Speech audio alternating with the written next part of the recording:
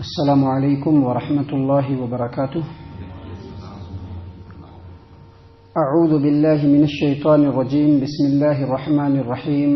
وهو الذی یتوفاکم باللیل ویعلم ما جرحتم بالنہار ثم یبعثکم فیہ لیقضی اجل مسمى ثم الیہ مرجعکم ثم ینبئکم بما کنتم تعملون. وهو القاہر فوق عباده ویرسل علیکم حفظہ حتى إذا جاء أحدكم الموت توفته رسلنا وهم لا يفرطون ثم ردوا إلى الله مولاهم الحق ألا له الحكم وهو أسرع الحاسبين. وہی وہ اللہ تبارک و تعالی ہے جو رات میں تم کو وفات دیتا ہے اور جو کچھ تم دن میں کرتے ہو اس کو وہ جانتا ہے. پھر تم کو دوسرے دن اٹھاتا ہے تاکہ معین مدت کو پورا کر لیا جائے. پھر تم تمام اس کی طرف لوٹ کر کے جاؤ گے. پھر جو کچھ تم کرتے ہو وہ اس کی تم کو خبر دے گا. وہی وہ اللہ تبارک و تعالی ہے جو اپنے بندوں کے اوپر کمپلیٹلی غالب ہے، اختیار رکھتا ہے اور تمہاری طرف محافظ اور نگراں کو بھیجتا ہے. یہاں تک کہ جب تم میں سے کسی کو موت آتی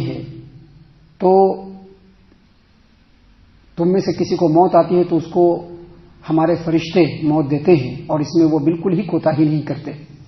پھر وہ تمام کے تمام اللہ کی طرف لوٹائے جائیں گے، اس اللہ کی طرف جو ان کا برحق مولا ہے، مالک ہے. جان لو فیصلہ اللہ تبارک و تعالیٰ کا ہی ہے اور اللہ تبارک و تعالیٰ بہت جلد حساب لینے والا ہے. محترم سامعین کرام، سورۃ الانعام سورہ نمبر 6 اور اسی سورت سے ابھی آپ کے سامنے آیت نمبر 60، 61، 62 یہ 3 آیات تلاوت کی گئی اور تینوں آیتوں کا ترجمہ بھی آپ کی خدمت میں اللہ کے فضل سے، توفیق سے پیش کیا گیا. سامعین کرام، اللہ تبارک و تعالیٰ نے فرمایا وہی وہ اللہ تبارک و تعالیٰ ہے جو رات میں تم کو موت دیتا ہے. یعنی اللہ تبارک و تعالیٰ نے یہاں پر فرمایا ہے کہ جب بندہ سوتا ہے تو اللہ تبارک و تعالیٰ اس کی روح کو قبض کر لیتا ہے. جب بندہ رات کو سوتا ہے تو اللہ تعالیٰ اس کی روح کو قبض کر لیتا ہے. سامعین کرام، اسی لیے بتلایا گیا ہے کہ نیند موت کی بہن ہے، یا یہ کہ نیند موت اصغر ہے، چھوٹی موت. جیسا کہ اللہ تبارک و تعالیٰ نے قرآن کریم کے اندر سورۃ الزمر کے اندر آیت نمبر 42 کے اندر بیان فرمایا، اللہ یتوفی الانفس حین موتها. جب کسی نفس کو موت کا وقت آ جاتا ہے تو اللہ تبارک و تعالیٰ اس کے روح کو قبض کر لیتا ہے. واللتی لم تمت فی منامہا، اور جس آدمی کی موت کا وقت ابھی نہیں آیا ہوتا ہے تو اللہ تبارک و تعالیٰ اس کے سوتے وقت اس کے روح کو قبض کر لیتا ہے. گویا ہر روز جو اللہ کے بندے یا اللہ کی مخلوقات جب سوتی ہے تو اللہ تبارک و تعالیٰ اس کے روح کو قبض کر لیتا ہے.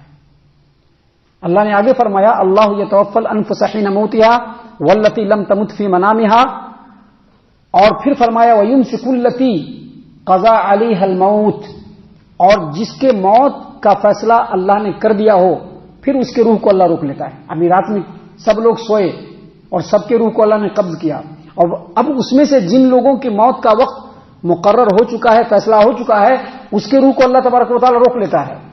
وَيُرْسِلُ الْأُخْرَى إِلَىٰ أَجَلٍ مُّسَمًّى، اور باقی لوگوں کے روح کو اللہ تبارک و تعالیٰ پھر مقرر وقت کے لیے، یعنی جب تک اس کے موت کا وقت نہیں آتا ہے اللہ تبارک و تعالیٰ اس کے روح کو چھوڑ دیتا ہے. اللہ تبارک و تعالیٰ نے اسی بات کو اس آیت کریمہ میں بیان فرمایا. اللہ نے فرمایا وَهُوَ الَّذِي يَتَوَفَّاكُم بِاللَّيْلِ، جب تم رات میں سوتے ہو تو اللہ تبارک و تعالیٰ تم کو فوت دے دیتا ہے، یعنی تمہاری روح کو قبضے میں کر لیتا ہے. اور پھر فرمایا وَيَعْلَمُ مَا جَرَحْتُم بِالنَّهَارِ، اور دن میں جو بھی تمہارے حرکات ہوتے ہیں، جو بھی تمہارے اعمال ہوتے ہیں، اللہ تبارک و تعالیٰ اس کو جانتا ہے.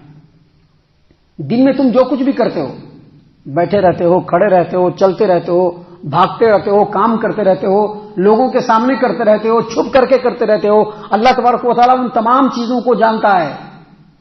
اور آگے اللہ تبارک و تعالیٰ نے فرمایا ثم یبعثکم فیہ، جب اللہ تبارک و تعالیٰ رات میں تم سوتے ہو تمہارے روح کو قبض کر لیتا ہے تو پھر دوسرے دن تم کو اس روح کو لوٹا کر کے اٹھا دیتا ہے. کیوں اٹھاتا ہے؟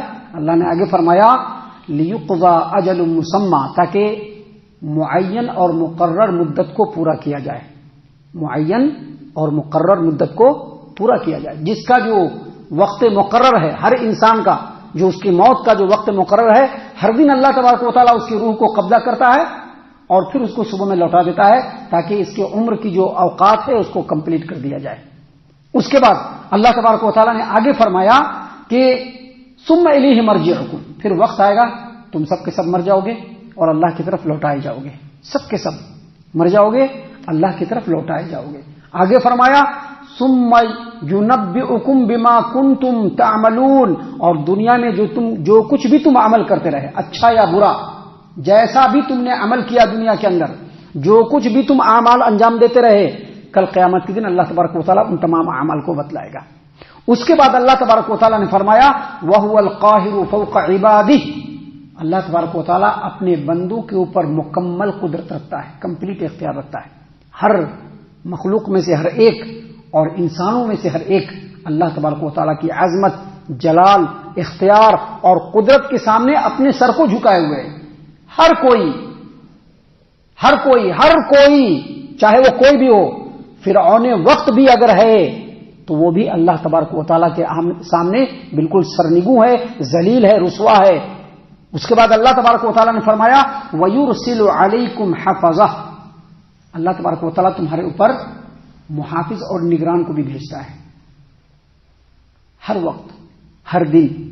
اللہ تعالیٰ نے قرآن کریم سورۃ الرعد آیت نمبر 11 میں فرمایا لَهُ مُعَقِّبَاتٌ مِّن بَيْنِ يَدَيْهِ وَمِن خَلْفِهِ يَحْفَظُونَهُ مِنْ أَمْرِ اللَّهِ، انسان کے لیے باری باری فرشتے آتے ہیں، انسان کے لیے باری باری فرشتے آتے ہیں اللہ تبارک و تعالیٰ کی طرف سے۔ لَهُ مُعَقِّبَاتٌ مِّن بَيْنِ يَدَيْهِ وَمِن خَلْفِهِ، اس کے آگے سے بھی اور اس کے پیچھے سے بھی، يَحْفَظُونَهُ مِنْ أَمْرِ اللَّهِ، اللہ کے حکم سے آگے سے بھی حفاظت کرتے ہیں اور پیچھے سے بھی حفاظت کرتے ہیں، یعنی انسان کی بھی حفاظت کرتے ہیں اور انسان کے اعمال کی بھی نگرانی کرتے ہیں کہ وہ کیا کر رہا ہے، انسان کی بھی حفاظت کرتے ہیں اور جو کام اور جو حرکتیں انسان کرتا ہے ان تمام کی وہ نگرانی کرتے رہتے ہیں۔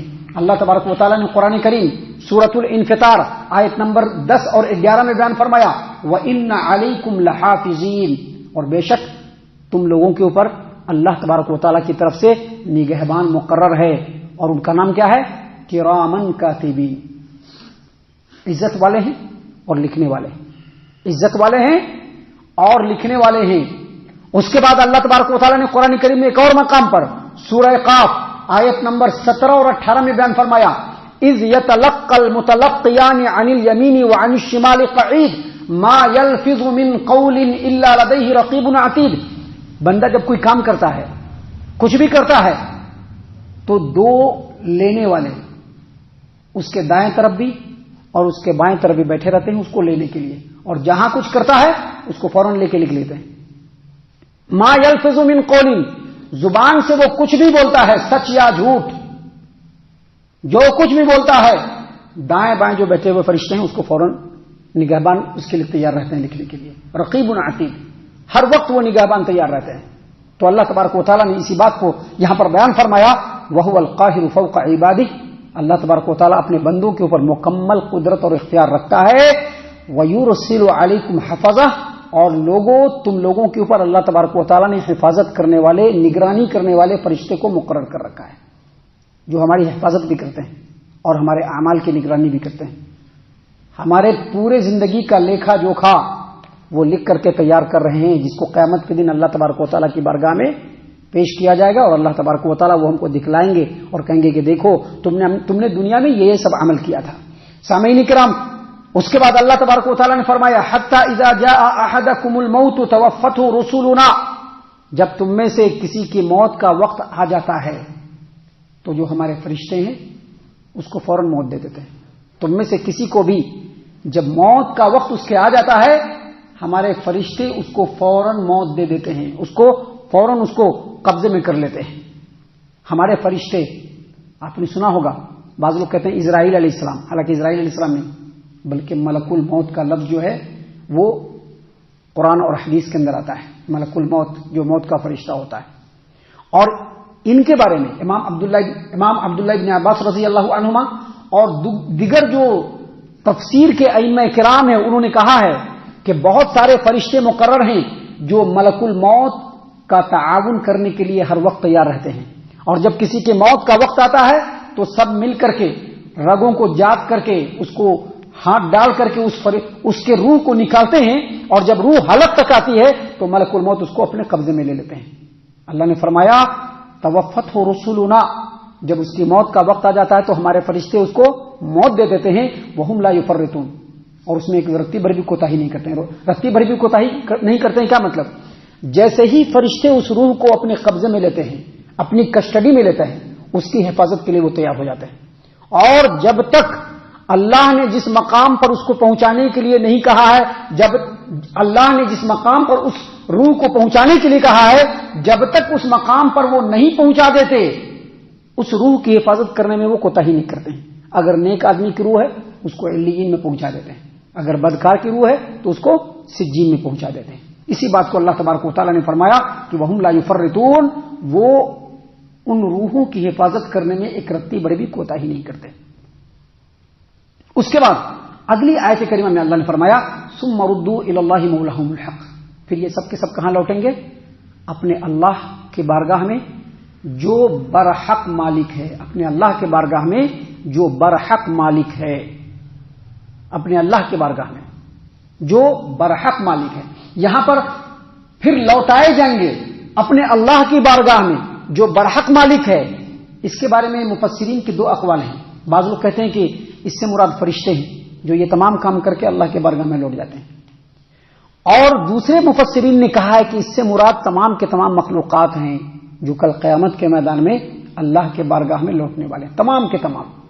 اللہ تبارک و تعالیٰ نے قرآن کریم سورۃ الواقعہ آیت نمبر 49-50 میں فرمایا قل ان الاولین والآخرین، قل ان الاولین والآخرین لمجموعون الی میقات یوم معلوم، اے محمد صلی اللہ علیہ وسلم آپ کہہ دیجئے کہ تمام کے تمام پچھلے لوگ، تمام کے تمام اگلے لوگ، تمام کے تمام کو ایک مقررہ وقت میں اللہ کے بارگاہ میں قیامت کے دن جمع ہونا ہے۔ تو اللہ نے فرمایا ثم ردوا الی اللہ مولاہم الحق، پھر یہ تمام کے تمام اللہ کی بارگاہ میں جو ان کا سچا مالک ہے لوٹائے جائیں گے اور ان کا حساب کتاب ہوگا۔ اللہ نے فرمایا الا لہ الحکم، یاد رکھو فیصلہ اللہ کا ہی ہے، وہو اسرع الحاسبین، اور اللہ تبارک و تعالیٰ جلد حساب لینے والا ہے۔ اللہ تبارک و تعالیٰ بہت جلد حساب لینے والا ہے۔ اللہ کو حساب لینے میں کوئی دیری نہیں لگنے والی، دنیا کے لوگوں کی طرح سے نہیں کہ بیٹھ کر کے کھاتا نکالیں گے، پتھر نکالیں گے، یہ دیکھیں گے وہ دیکھیں گے، نہیں، اللہ فوراً سے بھی فوراً حساب لینے والا ہے۔ یہ 3 آیات جس کی تفسیر اور جس کا ترجمہ ہم نے آپ کی خدمت میں پیش کیا ہے، اس سے ہمیں کئی باتیں سمجھ میں آتی ہے۔ پہلی بات یہ سمجھ میں آتی ہے کہ اللہ تبارک و تعالیٰ مکمل طور پر اپنے بندوں پر اختیار رکھتا ہے۔ انسان کی پوری زندگی کی نگرانی اللہ کر رہا ہے، اس کے دن اور رات کی نگرانی کر رہا ہے، اس کے حرکت اور اس کے چپ چاپ بیٹھنے کو بھی، اور جو وہ عمل کر رہا ہے ان تمام کی نگرانی کر رہا ہے، جس کے بارے میں اللہ تعالیٰ قیامت کے دن حساب لینے والا ہے۔ دوسری بات یہ سمجھ میں آتی ہے کہ اللہ تبارک و تعالیٰ نے باضابطہ اس کام کے لیے فرشتوں کو بھی مقرر کر کے رکھا ہے، تاکہ انسان دنیا میں کیسے ایک دوسرے کو جھٹلا دیتا ہے، کر لے گا کام لیکن جب بولیے گا تو جھٹلا دے گا، کیوں؟ کیونکہ کوئی گواہی نہیں ہے۔ لیکن اللہ تبارک و تعالیٰ نے اس کے لیے بھی انتظام فرما دیا ہے، فرشتوں کو مقرر کر دیا ہے جو ان کی ایک ایک حرکت کو، ایک ایک ایکٹیویٹی کو لکھ رہے ہیں، جس کو قیامت کے دن لوگوں کے سامنے پیش کیا جائے گا کہ تم ایسا کرتے تھے۔ اور اس آیت کریمہ سے جو سب سے اہم بات معلوم ہوتی ہے وہ یہ کہ ہماری زندگی اور ہماری موت یہ سب کے سب اللہ کے ہاتھ میں ہے۔ لہذا ان تمام باتوں کو سامنے رکھتے ہوئے ہمیں یہ سمجھنا چاہیے کہ اللہ تبارک و تعالیٰ ہمارا مالک بھی ہے، خالق بھی ہے، ہمارے اوپر اختیار کر رکھنے والا، مکمل قدرت رکھنے والا ہے۔ لہذا ہم اپنی اس دنیا کی زندگی کو اللہ تبارک و تعالیٰ کی مرضی کے مطابق بنا لیں۔ اللہ تعالیٰ سے دعا ہے کہ اللہ تعالیٰ ہم تمام کو ان تمام باتوں کے اوپر خوب غور و فکر اور تدبر کرنے کے ساتھ ساتھ ان باتوں کے اوپر عمل کرنے کی بھی توفیق عنایت فرمائے، آمین۔ اللہ تعالیٰ ہم تمام کو صحیح معنوں میں پکا سچا مومن مسلمان بنائے، اللہ اور اس کے رسول صلی اللہ علیہ وسلم کی اطاعت و فرما برداری کرنے والا بنائے، صحابہ اکرام رضی اللہ عنہم کے طریقے پر چلنے والا بنائے، جنت الفردوس میں جگہ عطا فرمائے۔ اے اللہ ہم تمام کو جہنم سے پناہ دے، اے رب العالمین ہم تمام کو جہنم سے پناہ دے، اے مالک الملک ہم تمام کو جہنم سے پناہ دے، آمین یا رب العالمین۔ وما علینا الا البلاغ المبین۔ الذي نزل الفرقان على عبده ليكون للعالمين نذيرا